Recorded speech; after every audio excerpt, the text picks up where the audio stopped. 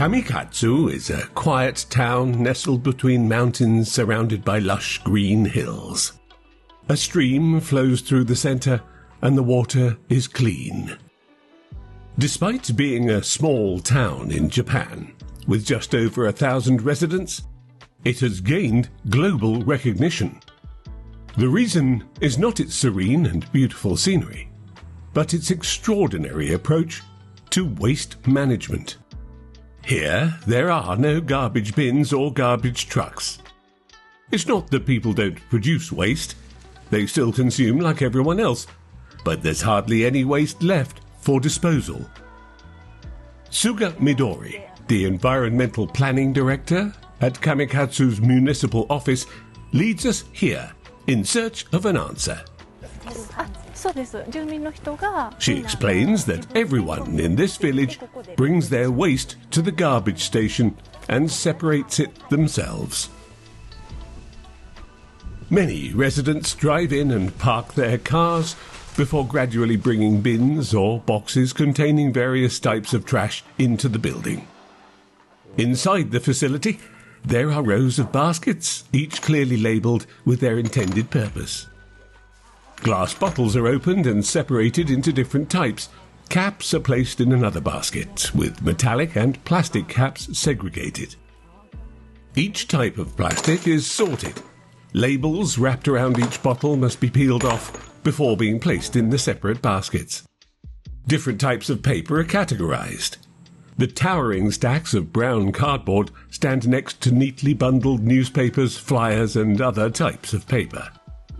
The different materials are strictly separated from each other.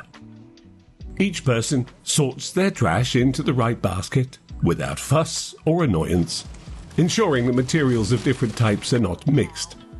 From what we can see, there are 45 different types of waste. For the general public, even sorting waste into just 3 categories can be quite challenging and confusing though. So, how do residents here effectively manage such intricate waste segregation? One Kamikatsu resident tells us that he can't recall all the waste types, but the signage with illustrations and descriptions precisely indicate where to dispose of each type. His task is to find where each type should go.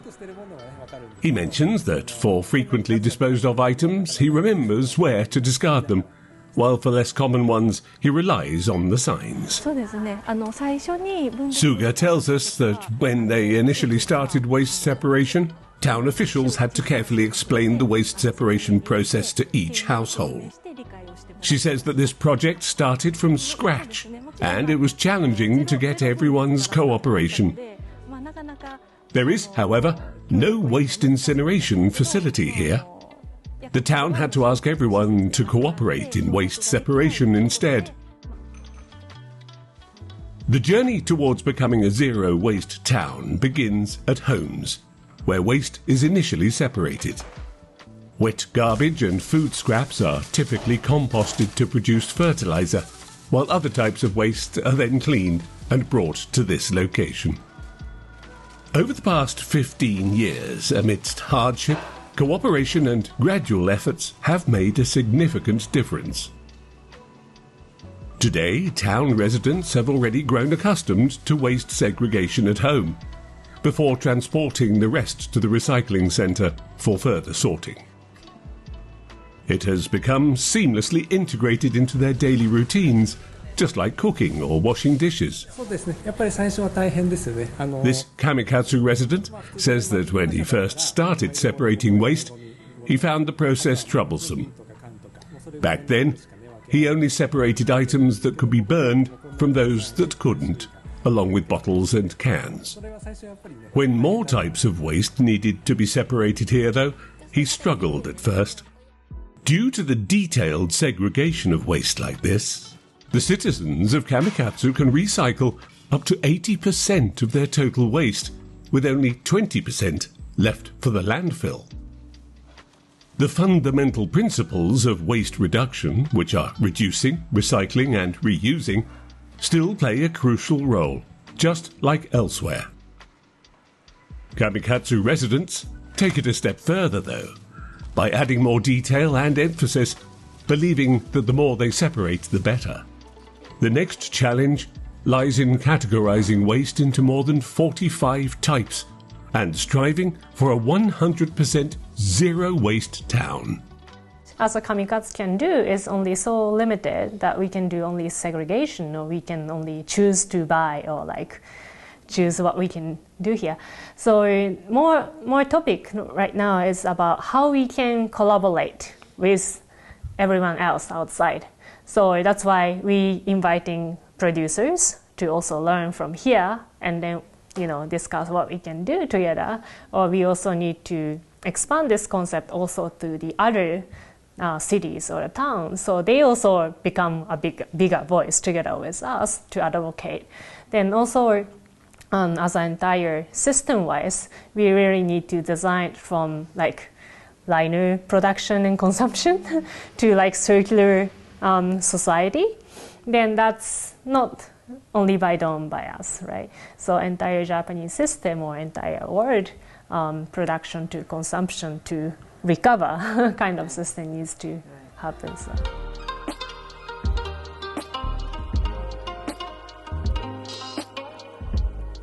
The various things such as clothes, bags, shoes, utensils, and household items that are still in a usable condition but are no longer wanted by their owners will be collected and made available for people in the community who need them. The only rule is that only members of the community can dispose of reusable waste here to prevent trash overflowing, but anyone can adopt the items. Recyclable waste is sold, and some items are repurposed. Kimonos, traditional costumes made from several meters of fabric, are disassembled to be used in various handicrafts, such as the making of handbags. This is why the Waste Recycling Centre has an area dedicated to a small craft shop, where materials from recycled waste are creatively transformed into new items. Kamikatsu has a small inn at the base of the mountain, with only a few simply decorated rooms. Most tourists enjoy relaxing in the quiet countryside, but this business tends to produce more diverse types of waste compared to residential areas. Waste segregation in hotels involves up to 20 categories. The hotel manager takes us to see the waste bins, arranged neatly in one corner. These clean bins emit no unpleasant odours because wet garbage is separated for composting at the start. The remaining waste is cleaned before being transported to the recycling centre. He goes on to explain that now they separate waste as a routine practice, it's become second nature to them. The time spent on waste separation has also decreased significantly. The main goal of the Zero Waste project is to create a clean community free from trash and to promote the efficient use of resources. Another benefit, apart from cleanliness and pollution reduction, is the cost-saving aspect of waste disposal. Kamikatsu is globally recognized for its genuine commitment to maximizing resource utilization efficiency to mitigate global warming. This doesn't necessarily mean, however, that Japan is at the forefront when it comes to addressing climate change. In fact, Japan is currently taking a different approach compared to other developed countries. If you want to see more great content from all over the world, please like the video, subscribe to our channel and hit the bell icon. Thank you.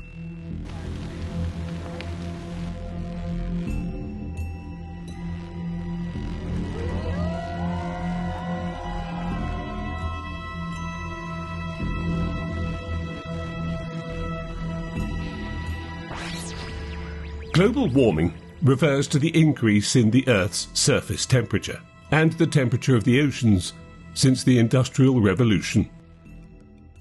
Industrialization since the 19th century brought about a shift from human labor to machinery, leading the world to rely on fossil fuels such as oil and coal to power industry. Heavy and prolonged combustion of these fuels resulted in greenhouse gas emissions at levels that contribute to significant climate change. This pressure forces countries to seek collaborative approaches to reducing greenhouse gases. The pinnacle of this cooperation is the Kyoto Protocol, adopted in 1997 and enforced in 2005. The main goal of the Kyoto Protocol is to reduce the use of fossil fuels to control Earth's temperature. Japan is one of the signatories and a country that has been instrumental in the fight against global warming. Today, however, its commitment faces questions. A representative of a community group in the industrial city of Kobe, one of the country's major industrial hubs, takes us on a detour through the streets, passing through residential areas. When we reach the top floor of a building, before us is a coal-fired power station. Trucks are bustling to and fro, cranes are operating, and the base of a building is under construction. This is where coal-fired power plants are being expanded from 2 to 4 to serve the demand of the steel industry. Hajime Yamamoto, researcher from the environmental campaign group, the Kiko Network, tells us that this area is already being heavily impacted by air pollution. The local residents don't want further construction in this area. That's why they resist the rise of coal-fired power plants, which would exacerbate health issues. The skyline of Kobe is dominated by high-rise buildings, with the backdrop of Mount Rokka adding to its picturesque charm. The prominent red bridge connecting the port is visible from afar. The Kobe Port Tower, the shape of which resembles a traditional Japanese drum, stands out as the landmark of the city. Kobe is renowned for its famous hot springs, rich, aromatic and flavorful sake, and excellent quality Kobe beef. For some residents, the presence or expansion of coal-fired power plants in the city centre is a source of significant concern. Hideko Kondo, a Kobe city resident, tells us that this area is bordered by 2 expressways, which already contribute to air pollution. Despite this, there are plans to build more coal-fired power plants in this area, which will only worsen air quality and lead to increased pollution. She also says that people with respiratory problems may experience coughing or asthma attacks due to the increased airborne pollution. Hideko's home is only 400 meters away from the coal-fired plant. She tells us that both she and her son have been experiencing abnormal respiratory symptoms lately, with reoccurrences becoming more frequent and severe. The only possible cause for their illness that they can see is the coal-fired power plant, located extremely close to her house. She explains that there is a foul odour in the area, which smells strange, reminiscent of rotten eggs. The weather in the southern area is also noticeably hotter, while it remains cooler in another part of the city. Kobe is the 5th largest city in Japan and has been selected as a construction site for coal-fired power plants under the government's 45-plant project. While other developed countries are moving towards clean energy development, Japan has expanded its use of fossil fuels despite previous plans to reduce the use of coal.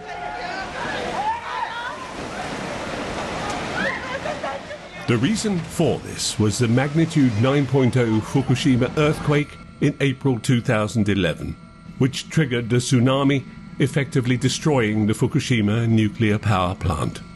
Massive amounts of radioactive materials leaked into the air, ground and sea, leading to environmental damage, economic disadvantage and loss of lives. The Fukushima disaster sparked public concern and has prompted changes in Japan's energy policy. The nuclear reactors nationwide have ceased operations for a review of new safety regulations, putting Japan at great risk in terms of energy security. In 2017, Prime Minister Shinzo Abe's government announced a plan to revert to coal to ensure energy security, going against the global trend. He announced a plan to build 45 new coal-fired power plants using ultra-supercritical technology to reduce carbon emissions and environmental impacts. The promised low-carbon emission technology has, however, not reassured residents in this area of the city. Hajime explains the two main reasons behind the opposition to the coal-fired power plant in this instance. Health issues caused by air pollution that affect the local residents and global warming. This is why they are rising up to oppose it this time. In 2018, a protest group, led by residents living in the area, began demanding the suspension of the plant's construction and filed 2 court cases citing the plant's impacts on air pollution and climate change. Despite their ongoing protests and efforts to halt the construction through lawsuits, court decisions did not arrive in time to impede the rapid progress of construction. Finally, in March 2023, 2 court cases concerning the Kobe coal-fired power stations, initiated by the residents opposing the plant, reached a conclusion. One was an administrative lawsuit challenging the government's decision to permit the construction, while the other was a civil lawsuit against Kobe Steel and other entities involved. Despite the efforts since 2018, both cases ended unfavourably for the plaintiffs, with no injunction granted against the operation of the new coal-fired units. When do we want it? Now! What do we want? Climate justice! What urges the residents to come out and organise such protests is the need to live in a place with clean and safe air, fundamental for their lives. Japan experiences frequent natural disasters due to its location on a fault line. Coupled with global warming, the natural disasters that people here encounter have become more frequent, intense, and severe. The citizens of Kobe will never forget the Great Hanshin earthquake in 1995, which caused the loss of up to 6,000 lives and cost more than $100 billion in damage. Not far from Kobe is Japan's second largest city, Osaka. This city is located on the west coast and is particularly vulnerable to the effects of global warming, like many other coastal cities around the world. Osaka is one of the 10 cities in the world at risk of major flooding due to rising sea levels and the rapid melting of polar ice caps. Climate experts have simulated what would happen to Osaka if the Earth's surface temperature were to rise by just 3 degrees Celsius. The simulation predicts massive waves crashing into the coastline, submerging coastal homes. Approximately 5.2 million people would face severe hardships.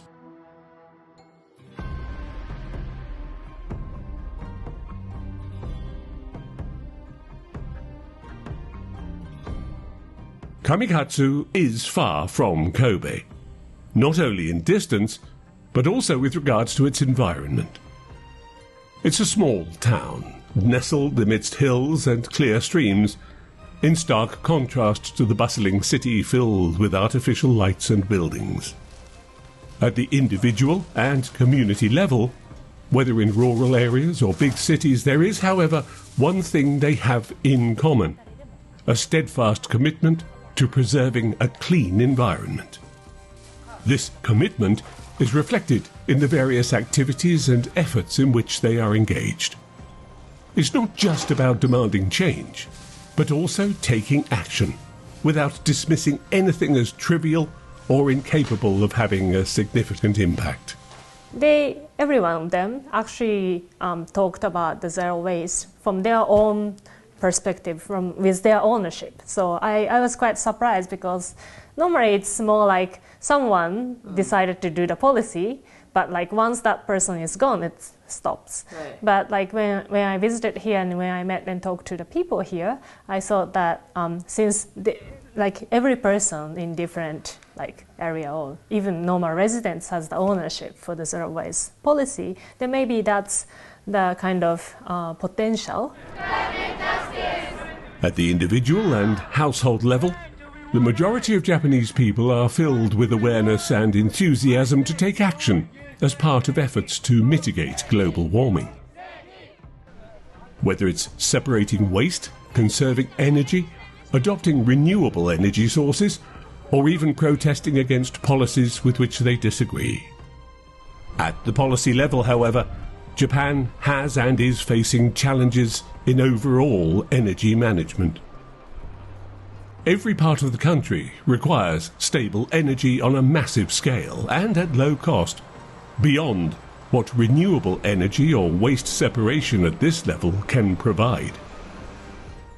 As citizens of both Japanese society and the global community, the residents of Kamikatsu have performed their duties completely. Beyond this, the responsibility lies with manufacturers, heavy industries and government policies.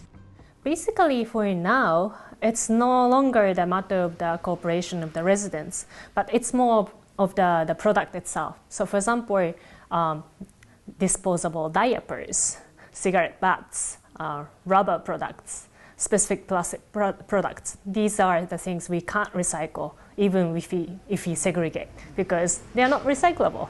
It's not designed for the way to recycle. So that's why segregation recycling doesn't solve the rest of the 20% of the problem. So it's more about like we need to approach producers for them to change the materials or for them to change the product design.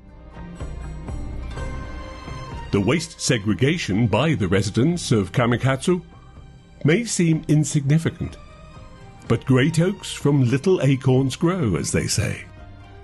The collective effort of individuals in waste segregation greatly contributes to environmental conservation on a broader scale.